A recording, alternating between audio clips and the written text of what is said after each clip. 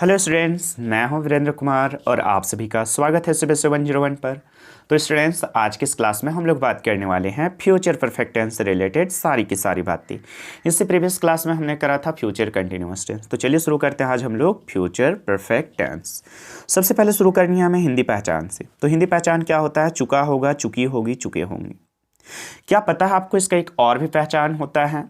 आपको कंफ्यूज होने की ज़रूरत नहीं है। या होगा, ये होगी, ये होंगे, ये भी इसका हिंदी पहचान हो गया सर। यानी कि कोई भी हिंदी वाले वाक्य के अंत में अगर यदि चुका होगा, चुकी होगी, चुके होंगे, और अगर यदि ऐसा नहीं रहता है तो फिर या होगा, ये होगी, ये होंगे ऐसे लिखा हुआ दिखाई देता है, तब फिर आप आसानी से बोल सकते हो, आसानी से आइडेंटिफाई कर सकते हो कि वो जो हिंदी वाला वाक्य होगा आपका फ्यूचर परफेक्ट टेंस के इनसाइड आ रहा होगा। जैसे कुछ एग्जाम्पल मैं आपको बोलता हूँ, यहाँ पर सब सुनने का प्रयास कीजिएगा।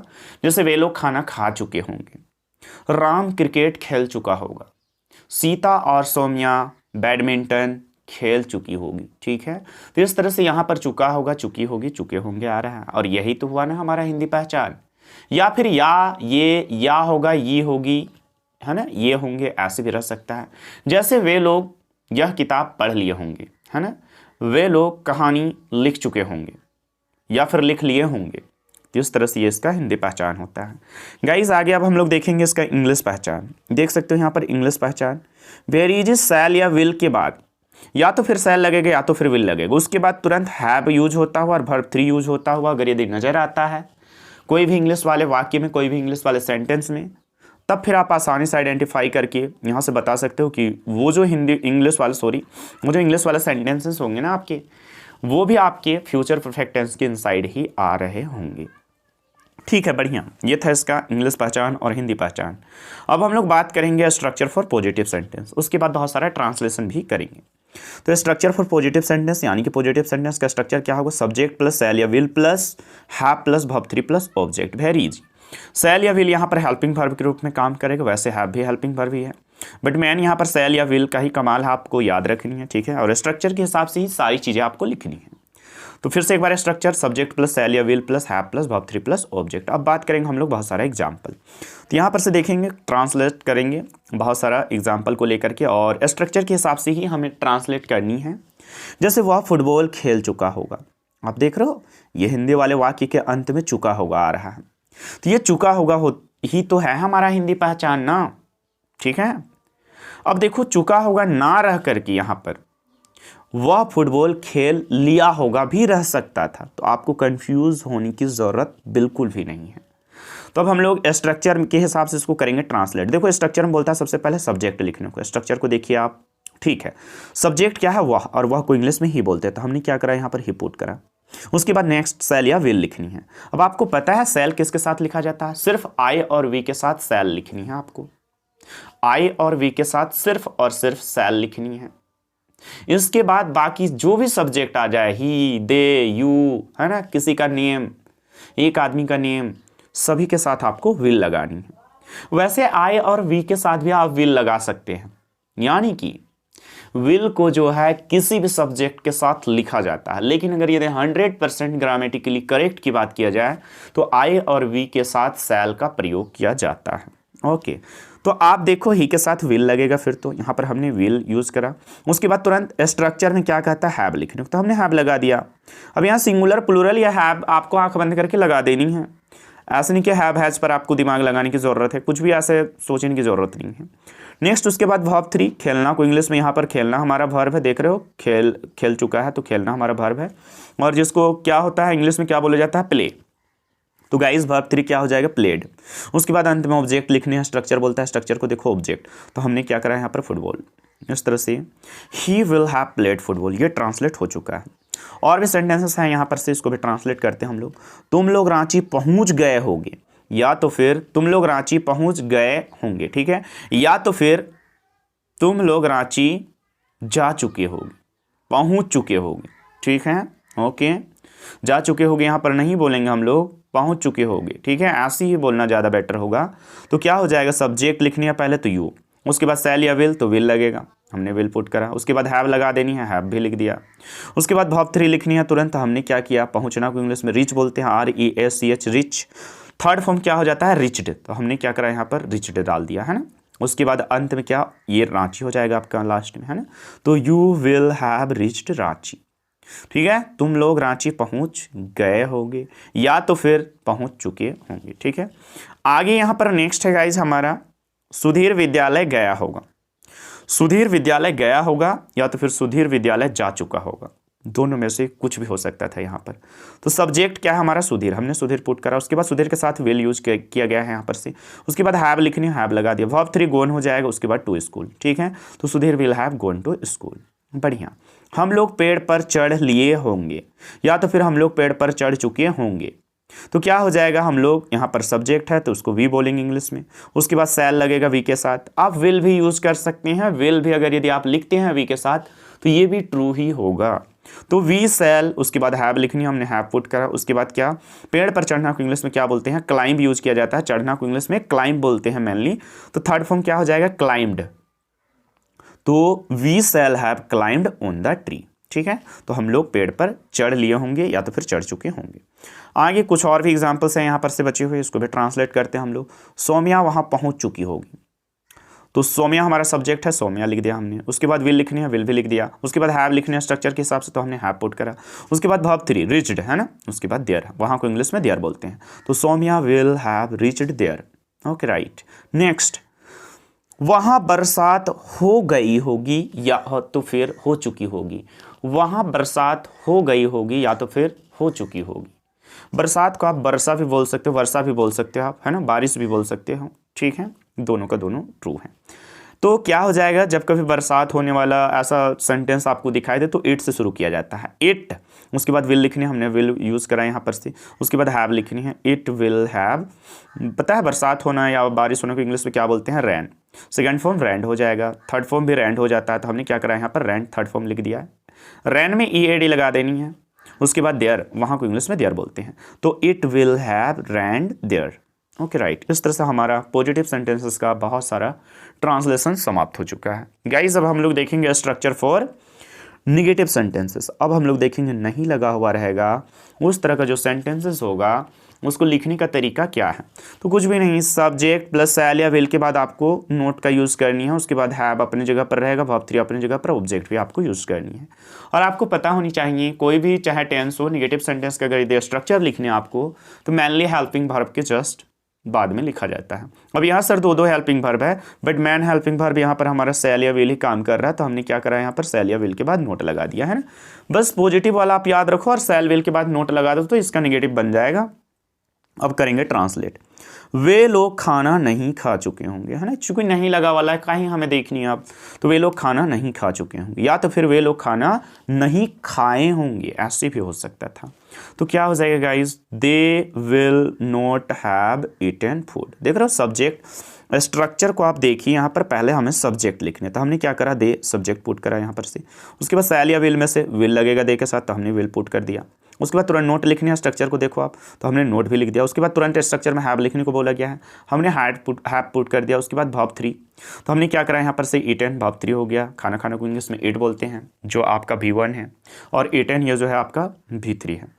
अंत में क्या करा, हमने ऑब्जेक्ट डाल दिया क्योंकि स्ट्रक्चर में ऑब्जेक्ट लास्ट में लिखने को बोला गया है। नेक्स्ट, अब हम लोग आगे किसी तरह से स्ट्रक्चर के हिसाब से ट्रांसलेट कर सकते हैं।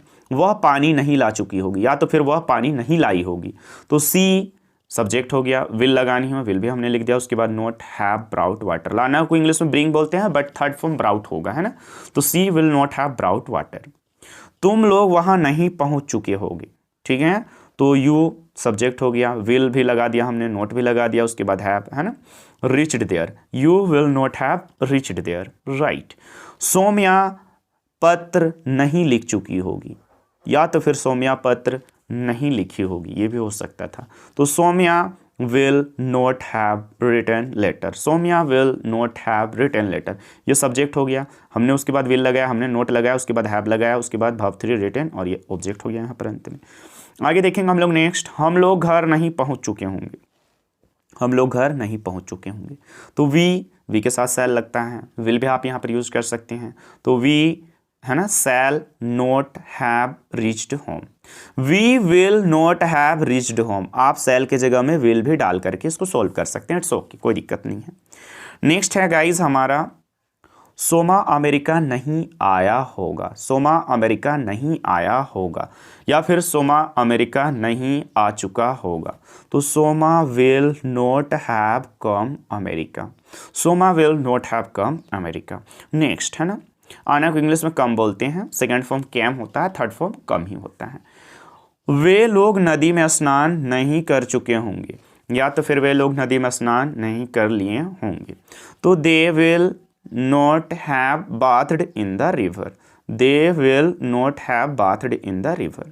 और इस तरह से हमारा नेगेटिव का भी बहुत सारा स्ट्रक्चर के साथ साथ यहाँ पर से बहुत सारा ट्रांसलेशन, एक ही स्ट्रक्चर की बात किया गया है ना, स्ट्रक्चर के साथ साथ बहुत सारा हमारा ट्रांसलेशन भी क्या होता है, समाप्त होता है। अब आगे देखेंगे हम लोग स्ट्रक्चर फॉर इंटरोगेटिव। सर कौन सा स्ट्रक्चर, इंटरोगेटिव का स्ट्रक्चर देखनी है हमें, यानी कि क्वेश्चन वाला। और पता होनी चाहिए आपको क्वेश्चन वाला का अगर यदि स्ट्रक्चर आपको लिखनी है तो सबसे पहले हेल्पिंग वर्ब से ही स्टार्ट करनी होती है। तो क्या हो जाएगा, पहले हमने शैल या विल का यूज़ करनी है ना हमें, इसलिए हमने क्या करा यहाँ पर शैल या विल लिखा, उसके बाद सब्जेक्ट लिख दिया गया, उसके बाद हैव, वर्ब 3 और ऑब्जेक्ट, बाकी सारा का सारा वही है, आप देख सकते हो। अब करेंगे ट्रांसलेट इसको हम लोग, आप खुद ही देख सकते हैं यहाँ पर। क्या वे लोग अमेरिका पहुँच चुके होंगे, क्या वे लोग अमेरिका पहुंच चुके होंगे। तो will they have reached America. देखो सबसे पहले शैल या विल लिखनी थी तो हमने क्या करा, यहाँ पर विल यूज करा। उसके बाद तुरंत सब्जेक्ट लिखनी है, तो वे लोग हमारा सब्जेक्ट है जिसको इंग्लिश में दे बोलते हैं, तो हमने दे लिख दिया। उसके बाद हैव यूज करनी है तो हमने क्या करा, यहाँ पर से हैव का प्रयोग कर दिया। उसके बाद वर्ब 3 पहुंचना को इंग्लिश में रीच बोलते हैं, बट थर्ड फॉर्म क्या होगा, रीच का, रिच्ड हो जाएगा। उसके बाद ऑब्जेक्ट, ठीक है, ऑब्जेक्ट की जगह हम यहाँ पर हम लोगों ने ऑब्जेक्ट ना होने के कारण हमने क्या करा है, यहाँ पर से अमेरिका, अमेरिका को जो है लास्ट में लिखा गया है। Okay right. नेक्स्ट और भी बहुत सारा ट्रांसलेट है, इसको भी स्ट्रक्चर के हिसाब से हमें ट्रांसलेट करनी है। क्या वह वहां से चली गई होगी, या तो फिर क्या वह वहां से चली जा चुकी होगी, चली गई होगी, चली जा चुकी होगी, ठीक है। तो विल है ना, यहाँ पर देखो लड़की के लिए यूज किया गया है ना, चली गई होगी, ठीक है। और यहाँ पर ही यूज लिखा गया है, गलती से ही लिख दिया गया है, आपको यहाँ पर सी लिखनी है ना, ही नहीं लिखनी है, विल सी लिखनी है, ठीक है। have gone from here, will she have gone from here, right। Next, क्या तुम लोग वहां पहुंच गए होगे, या तो फिर क्या तुम लोग वहां पहुंच चुके होगे, ठीक है, होंगे, ठीक है। नेक्स्ट यहाँ पर से क्या हो जाएगा, will you have reached there। Next, क्या सुमित इधर उधर घूम चुका होगा, या तो फिर क्या सुमित इधर उधर घूम लिया होगा, क्या हो जाएगा, will Sumit have walked here and there। घूमना को इंग्लिश में वॉक बोलते हैं, वैसे वंडर मतलब भी घूमना होता है, वो भी लिख सकते हो, ठीक है। But second form, third form walked होता है, तो हमने क्या करा, यहाँ पर भीतरी वाक्ड लिख दिया है। नेक्स्ट आगे देखेंगे अब हम लोग, क्या अरमान कहानी लिख चुका होगा। तो will Arman have written a story. क्या वह पढ़ाई कर चुकी होगी, तो विल सी हैव स्टडीड, है ना। और ये स्ट्रक्चर के हिसाब से ही आपको लिखनी है, आप देख सकते हो ऊपर स्ट्रक्चर जस्ट हमने बता रखा है। नेक्स्ट गाइज हमारा नेक्स्ट है, और एक और ट्रांसलेट बाकी है यहाँ पर से, क्या तुम लोग खाना खा चुके होगे, ठीक है। तो will you have eaten food, क्या तुम लोग खाना खा चुके होगे, will you have eaten food. इस तरह से हमारा इंटरोगेटिव का भी बहुत सारा सेंटेंसेस का ट्रांसलेशन हो चुका है। अब हम लोग बात करेंगे structure for WH question sentence. आप देख सकते हो WH क्वेश्चन सेंटेंस, तो कुछ भी नहीं, सबसे पहले आपको WH क्वेश्चन वर्ड लिखनी है, उसके बाद तुरंत हेल्पिंग वर्ब यानी कि शैल या विल, उसके बाद सब्जेक्ट, उसके बाद हैव, है ना, फिर वर्ब 3 और अंत में आपको ऑब्जेक्ट लिखनी है। इस तरह से ये हो गया इसका स्ट्रक्चर। अब हम लोग देख लेते हैं यहाँ पर से ट्रांसलेशन, वे लोग कब वहाँ पहुँच चुके होंगे, है ना, या तो फिर वे लोग वहाँ कब पहुँच गए होंगे। तो गाइज यहाँ पर सबसे पहले WH क्वेश्चन वर्ड आपको पहचाननी है, क्योंकि स्ट्रक्चर को आप देखो पहले WH क्वेश्चन वर्ड लिखनी है। तो WH क्वेश्चन वर्ड हमारा कब है, और कब को इंग्लिश में व्हेन बोला जाता है, तो हमने WH क्वेश्चन वर्ड के रूप में व्हेन का यहाँ पर से क्या करा, यूज़ करा है। नेक्स्ट, शैल या विल में से आपको एक लिखनी है, तो क्या हो जाएगा, विल लगेगा दे के साथ, है ना। तो वैन विल, उसके बाद तुरंत सब्जेक्ट लिखनी है। स्ट्रक्चर को देखिए आप, सब्जेक्ट एस लिखा गया है यानी कि सब्जेक्ट, तो सब्जेक्ट दे है हमारा, है ना। वे लोग को इंग्लिश में क्या बोलेंगे, दे बोलेंगे, और ये हमारा सब्जेक्ट है। तो वैन विल दे, उसके बाद तुरंत स्ट्रक्चर को देखो आप, हैव लिखनी है हमें, तो हमने क्या करा, यहाँ पर से हैव का प्रयोग कर दिया है। नेक्स्ट, उसके बाद वर्ब 3 रिच्ड होगा, उसके बाद लास्ट में जो भी बचा खुचा होता है ऑब्जेक्ट के बाद आप लिख सकते हो। तो देयर, है ना, वहाँ को इंग्लिश में क्या बोलेंगे, देयर बोलेंगे। तो when will they have reached there. तुम लोग क्यों कहानी पढ़ चुके होगे, तुम लोग क्यों कहानी पढ़ चुके होगे, ठीक है। तो यहाँ पर WH क्वेश्चन वर्ड हमारा क्यों है, और क्यों को इंग्लिश में वाई बोलते हैं, जिसके कारण हमने क्या करा, यहाँ पर वाई का पहले यूज़ करा। उसके बाद स्ट्रक्चर में तुरंत शैल या विल लिखनी है, तो यहाँ पर से हमने विल का यूज़ करा। नेक्स्ट, उसके बाद सब्जेक्ट लिखनी है, तो हमने यू लिख दिया। उसके बाद हैव लिखनी है, उसके बाद वर्ब 3 और पढ़ना को इंग्लिश में रीड बोलते हैं, और first form, second form, third form, सारा फॉर्म सेम होता है, यानी कि रीड रीड रीड। तो हमने रीड यूज़ करा, उसके बाद स्टोरी। ठीक है, तुम लोग क्यों कहानी पढ़ चुकी होगी, तो why will you have read story. Next है हमारा, वह कैसे अकेले घर की सफाई कर चुकी होगी, है ना, या कर ली होगी, ऐसी भी हो सकता था। वह कैसे अकेले घर की सफाई कर चुकी होगी, है ना, वह कैसे अकेले घर की सफाई कर चुकी होगी। और यहाँ पर लड़की के लिए यूज हुआ है गाइज, आप देख सकते हो चुकी होगी यहाँ पर आया है, तो ये मेनली लड़की के लिए यूज हुआ, तो हम लोग ही ना यूज करके सी यूज करेंगे यहाँ पर सब्जेक्ट के रूप में। तो सबसे पहले WH क्वेश्चन वर्ड कैसे है, कैसे को इंग्लिश में हाउ बोलते हैं, तो हमने क्या करा यहाँ पर हाउ लिख दिया। उसके बाद विल लगेगा, उसके बाद सी हो जाएगा सब्जेक्ट, उसके बाद हैव। क्लीन्ड, साफ करना को इंग्लिश में क्लीन बोलते हैं ना, बट थर्ड फॉर्म क्या हो जाएगा, क्लीन्ड। उसके बाद क्या हो जाएगा, होम एलोन, है ना, घर को इंग्लिश में होम बोलेंगे और अकेले को एलोन बोलते हैं। ठीक है, नेक्स्ट कुछ और भी एग्जांपल्स हैं यहाँ पर से, इसको भी देख लेते हैं। वह कब अमेरिका पहुंच गया होगा या फिर पहुंच चुका होगा, तो when will he have reached America, when will he have reached America। Next, वे लोग कहाँ पहुँच चुके होंगे या फिर वे लोग कहाँ गए होंगे, तो where will they have reached। ठीक है, और यहाँ पर सॉरी कहाँ पहुँच चुके होंगे, है ना, गए होंगे मैं बोला हूँ, कहाँ, ठीक है, पहुंच चुके होंगे, पहुंचे होंगे हो सकता था यहाँ पर। ठीक है, वे लोग कहाँ पहुंचे होंगे या तो फिर पहुंच चुके होंगे। ठीक है, तो where will they have reached, है ना, पहुंचना को इंग्लिश में रीच बोलते हैं, बट थर्ड फॉर्म क्या हो जाएगा, रीच्ड, है ना।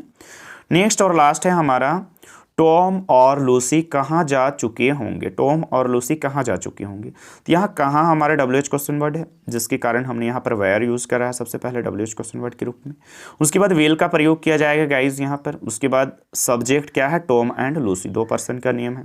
ठीक है, उसके बाद हैव लगेगा सब्जेक्ट, बाद हमने हैव यूज़ करा। उसके बाद वर्ब 3 क्या हो जाएगा, गोन, है ना।